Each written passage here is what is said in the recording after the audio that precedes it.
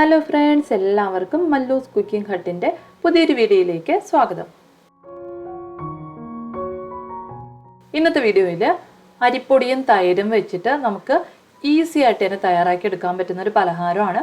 അപ്പോൾ നമ്മുടെ വീഡിയോയിലോട്ട് പോകുന്നതിന് മുമ്പായിട്ട് വീഡിയോ കാണുന്ന സമയത്ത് നിങ്ങൾക്ക് വീഡിയോ ഇഷ്ടപ്പെടുകയാണെന്നുണ്ടെങ്കിൽ എന്തായാലും ഒന്ന് ലൈക്ക് ചെയ്തേക്കണേ.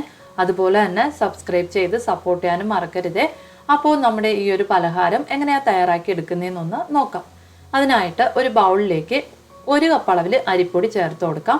അപ്പോൾ നമ്മൾ ഇടിയപ്പത്തിനൊക്കെ ഉപയോഗിക്കുന്ന അരിപ്പൊടിയാണ് എടുത്തിട്ടുള്ളത്. ഇതിലേക്ക് 1/2 കപ്പ് അളവിൽ ഗോതമ്പ് പൊടിയൂടെ ചേർത്തതിന് ശേഷം ആവശ്യത്തിനുള്ള ഉപ്പ് കൂടെ ഒന്ന് ചേർത്ത് 1/4 ടീസ്പൂൺ അളവിൽ സോഡാപ്പൊടി കൂടെ ഒന്ന് ചേർത്ത് കൊടുക്കാം. ഇനി നമുക്കിതിലേക്ക് ഒരു 3/4 കപ്പോളം അത്യാവശ്യം കട്ടിയുള്ള തൈര് തന്നെ വേണം, അത് നമുക്ക് ചേർത്ത് കൊടുക്കാം. അതിനുശേഷം നമുക്കിത് നന്നായിട്ടൊന്ന് കുഴച്ചെടുക്കാം. ഈ സോഡാപ്പൊടിയും ഉപ്പും തൈരും ഒക്കെ നമ്മുടെ ഈ ഒരു മാവിൽ മൊത്തത്തിൽ നന്നായിട്ടൊന്ന് പിടിച്ചു വരത്തക്ക രീതിയിലൊന്ന് കുഴച്ചെടുക്കാം.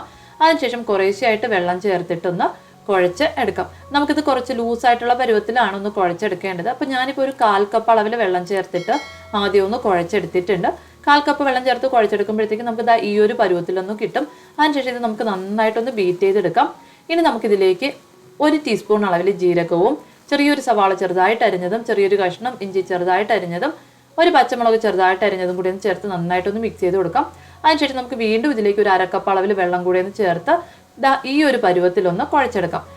തവി വെച്ചിട്ടൊന്ന് കോരി ഒഴിക്കാൻ പാകത്തിന് വേണം ഈ മാവൊന്ന് കലക്കി എടുക്കാനായിട്ട്.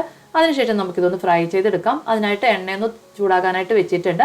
എണ്ണ നന്നായിട്ട് ചൂടായതിനു ശേഷം നമുക്ക് മീഡിയം ഫ്ലെയിമിലോട്ട് മാറ്റിയിട്ട് നമുക്കൊരു തവി ഉപയോഗിച്ചിട്ട് മാവ് ഇതിലേക്കൊന്ന് കോരി ഒഴിച്ചു കൊടുക്കാം. ഒരു തവി മാവ് ഒഴിച്ചതിന് ശേഷം ഒരു 2 സെക്കൻഡിനുള്ളിൽ ഈ മാവൊന്ന് പൊങ്ങി വരും. പൊങ്ങി വന്നതിന് ശേഷം നമുക്ക് കുറേശ്ശെയായിട്ട് എണ്ണ നമുക്കിതിൻ്റെ മുകളിലായിട്ടൊന്ന് ഒഴിച്ചു കൊടുക്കാം. അതിനുശേഷം നമുക്കിത് സൈഡിലോട്ടൊന്ന് മാറ്റാം. സൈഡിലോട്ട് മാറ്റിയിട്ട് നമുക്ക് വീണ്ടും രണ്ടാമത്തെ തവി മാവൊന്ന് ഒഴിച്ചു കൊടുക്കാം. നമ്മുടെ ചീനച്ചട്ടിയുടെ സൈസിനനുസരിച്ചിട്ട് നമുക്ക് മാവിൻ്റെ അളവും കൂട്ടി കൊടുക്കാവുന്നതാണ്. അതിനുശേഷം നമുക്കിത് നന്നായിട്ടൊന്ന് ഫ്രൈ ചെയ്തെടുക്കാം. 2 സൈഡ് നമുക്ക് തിരിച്ചും മറിച്ചിട്ടൊന്ന് വേവിച്ച് എടുക്കണം. 2 സൈഡ് നന്നായിട്ടൊന്ന് വെന്ത് ഈ നമ്മൾ മാവ് ഒഴിച്ചു കൊടുക്കുമ്പോൾ ഉള്ള എണ്ണയുടെ പതയൊക്കെ ഒന്ന് കുറഞ്ഞു വരുന്ന സമയത്ത് നമുക്ക് എണ്ണയിൽ നിന്ന് കോരി മാറ്റാവുന്നതാണ്. ഫ്രൈ ചെയ്തെടുക്കുമ്പോൾ എന്തായാലും മീഡിയം ഫ്ലെയിമിൽ വെച്ചിട്ട് തന്നെ ഫ്രൈ ചെയ്തെടുക്കണം. ലോ ഫ്ലെയിമിൽ വെച്ച് കഴിഞ്ഞാൽ നമ്മൾ സോഡാപ്പൊടിയൊക്കെ ചേർത്ത് കൊടുത്തിട്ടുള്ളതുകൊണ്ട് തന്നെ ഒരുപാട് എണ്ണ കുടിക്കും. അതുപോലെ തന്നെ ഹൈ ഫ്ലെയിമിൽ വെച്ച് കഴിഞ്ഞാൽ പെട്ടെന്ന് തന്നെ പുറം ഭാഗം കരിഞ്ഞു പോകും. അതുകൊണ്ട് എന്തായാലും ലോ ഫ്ലെയിമിൽ വെച്ചിട്ടോ ഹൈ ഫ്ലെയിമിൽ വെച്ചിട്ടോ ഫ്രൈ ചെയ്യാതിരിക്കുക. മീഡിയം ഫ്ലെയിമിൽ വെച്ചിട്ട് തന്നെ ഫ്രൈ ചെയ്തെടുക്കാനായിട്ട് ശ്രദ്ധിക്കുക. ഇനി നമ്മുടെ ഈ ഒരു അപ്പം വെന്ത് കഴിയുമ്പോഴത്തേക്കും നമുക്ക് എണ്ണയിൽ നിന്ന് കോരി മാറ്റാവുന്നതാണ്. ഇതുപോലെ നമുക്ക് ബാക്കിയുള്ള എല്ലാ മാവിലും അപ്പം ഒന്ന് റെഡിയാക്കി എടുക്കാം.